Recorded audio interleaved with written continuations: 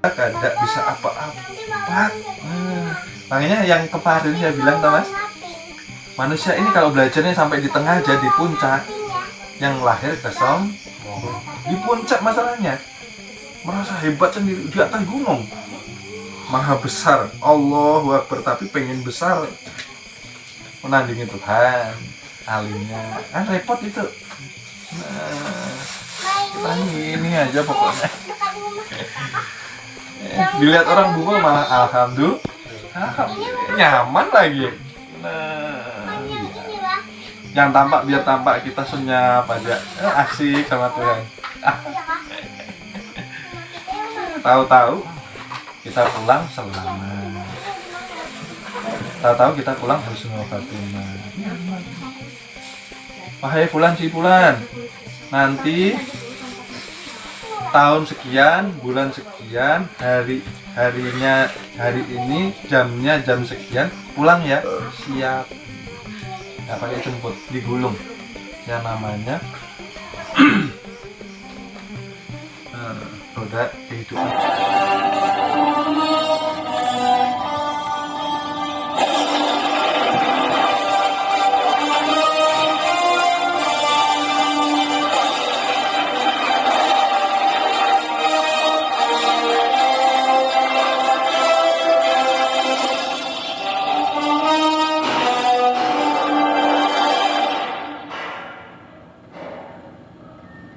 Ternyata selama ini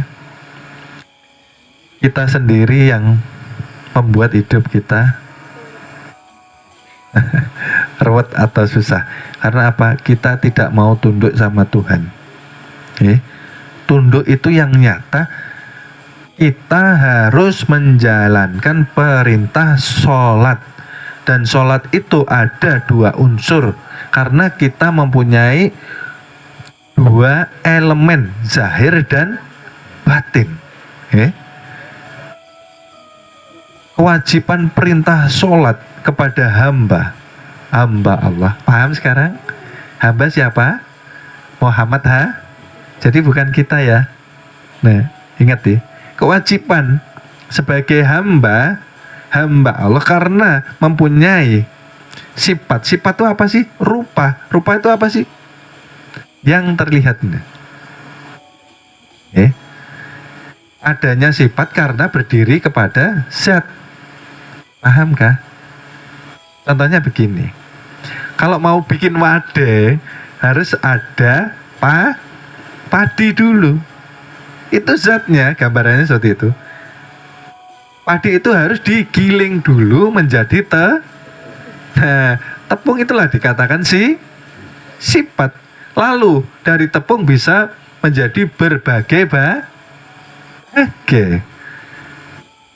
mau dijadikan wadai bisa, jadi donat bisa. Pahamkah? Artinya sifat asal dengan zat. Iya kah? Tapi karena sudah berbeda, maka yang kita lihat biasanya menjadi hanya sifat. Disitulah kita terhijab. Bukankah Tuhan itu tidak jauh daripada diri kita sendiri, dari urat nadimu? Kemanapun engkau menghadap, di situ ada wajah Tuhan. Wajah maksudnya apa? Sifat. Alam semesta ini bukankah perwujudan dari sifat Tuhan? Benarkah? Tuhan itu seperti matahari itu loh. Tidak mungkin kita bisa melihat matahari. Yang hanya bisa kita lihat apa? Nah, cahayanya. Cahayanya inilah menjadi sifat. Setiap hari kita lihat.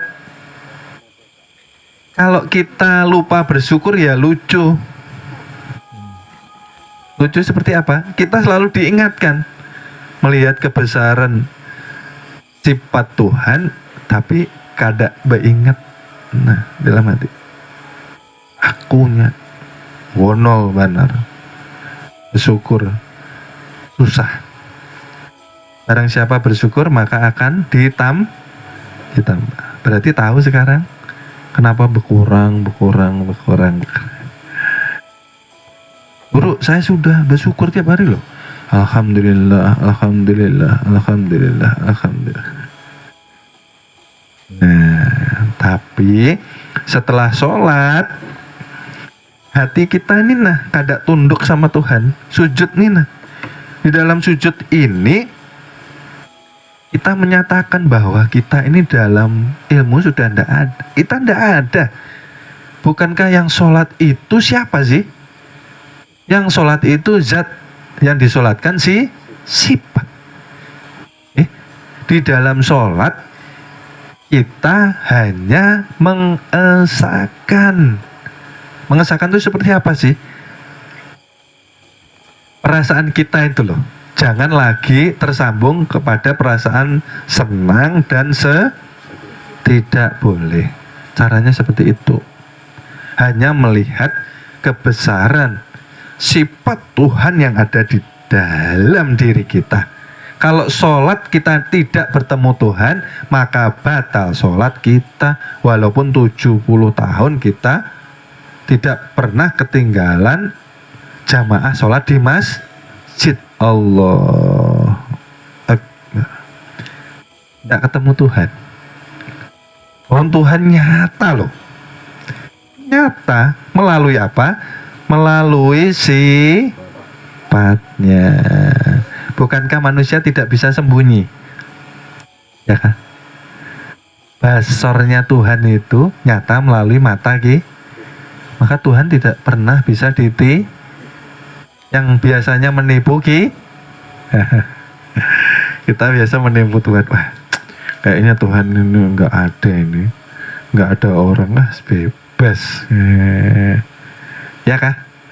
Sering kita seperti itu. Ketika kita di kerumunan, kita tidak berani melakukan maksiat. Tapi ketika sendirian, karena kita belum bangkit yang namanya kesadaran, masih terhijab, masih merasa dua. Bukankah syahadat itu mengesahkan toh?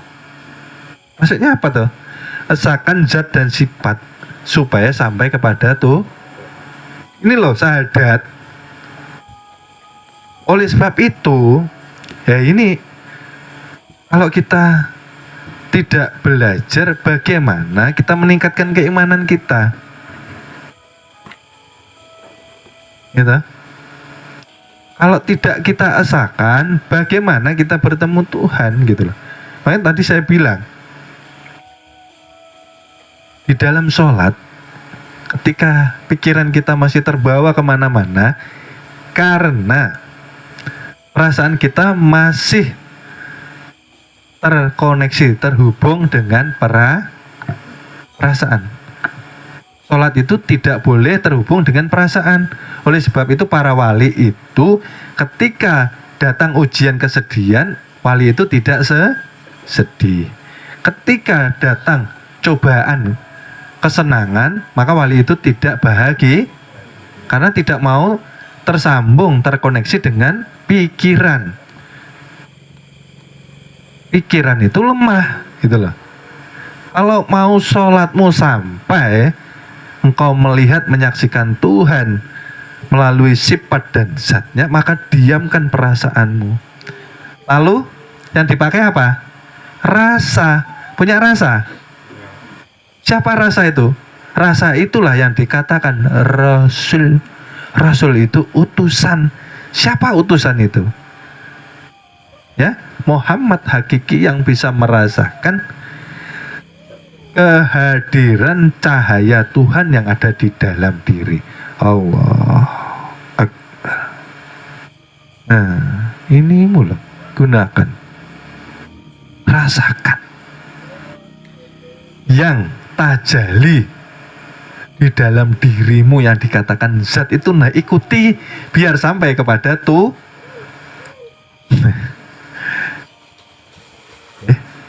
zat nyata ke dalam diri menjadi rohani, rohani menjadi nyawa, nyawa menjadi napas. Kalau kita mengikuti napas, maka kita akan sampai ke nyawa, sampai ke rohani, sampai ke Tuhan.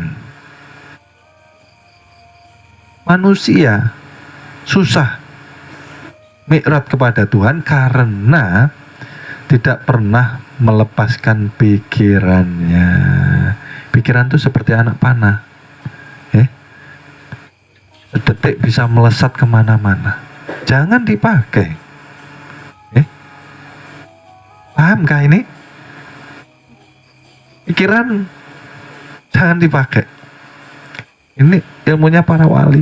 Yang dipakai apa guru? Rasa. Kan beda rasa dengan pikiran. Artinya apa?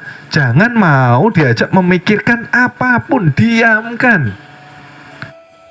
Susah guru? Ya berlatih. Emang semua harus dilatih. Ketika timbul bayangan, timbul hayalan, timbul imajinasi, biarkan. Jangan dilawan, biarkan. Tapi ketika nanti tidak kita respon, maka akan kehilangan dayanya sendiri. Itu yang dikatakan supiah. Nah, supiah seperti itu. Berusaha menghanyutkan pikiran kita supaya mengikuti agar kita tidak bisa ibadah kepada Tuhan kita. Rasa nggak pernah terpakai toh? Paham nggak ini? Rasa jarang sekali terpakai. Oleh sebab itu kenapa orang yang belajar ilmu makrifat susah sampainya, karena rasanya tidak pernah diasah. Mengasah rasa seperti apa sih? Sederhana. Sudah dikatakan. Lebih baik sedikit amal tetapi sampai daripada kebanyakan kitab, kebanyakan zikir, kebanyakan amalan tapi tidak Artinya apa sih? Ini lah. Napasmu rasakan. Caranya bagaimana guru? Rasa, merasakan. Artinya merasakan itu berarti terhubung. Rasa terhubung dengan yang dirasakan tadi apa? Napas. Berarti sifat terhubung dengan zat. Kalau sifat terhubung dengan zat, maka terhubung dengan tuh. Sesederhana itu ya Allah. Nggak pernah dipakai, nggak pernah diasah ini nah. Allah. Loh, sandalku tadi di mana ya? Ya Allah, bisa-bisanya itu. Karena pikiran. Oleh sebab itu, pikiran inilah yang sering membuat kita gagal dalam belajar. Jangan dipakai. Oleh sebab itu, di perguruan kan sering dilatih.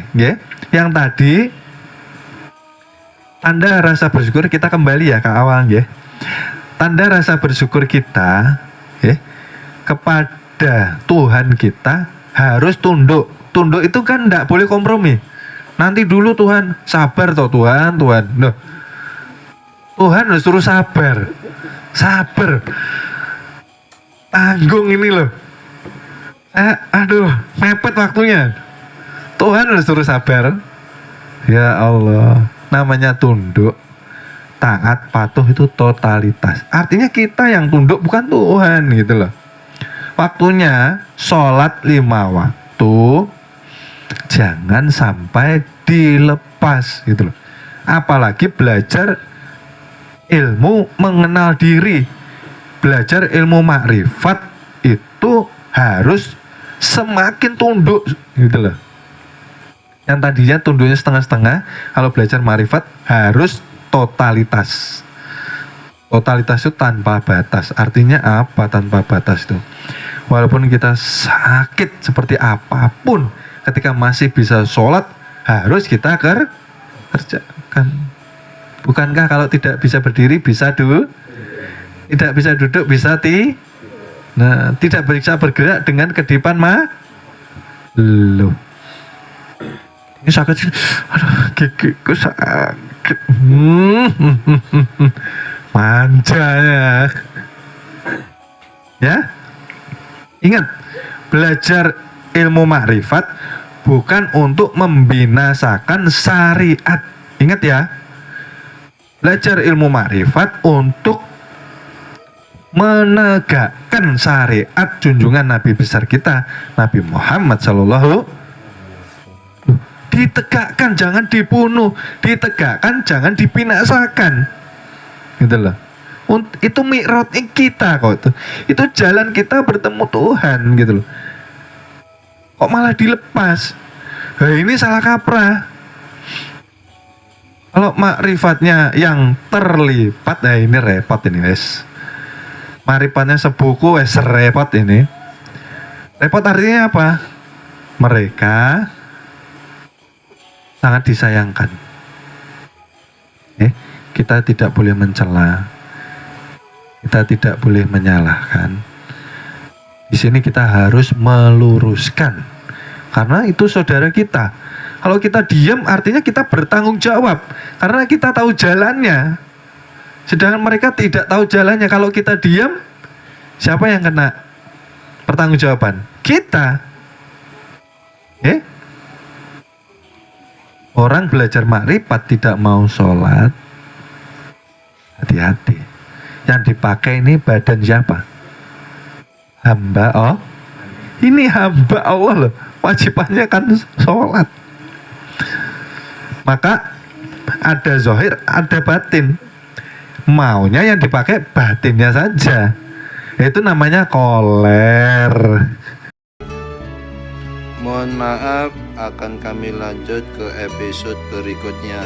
Terima kasih.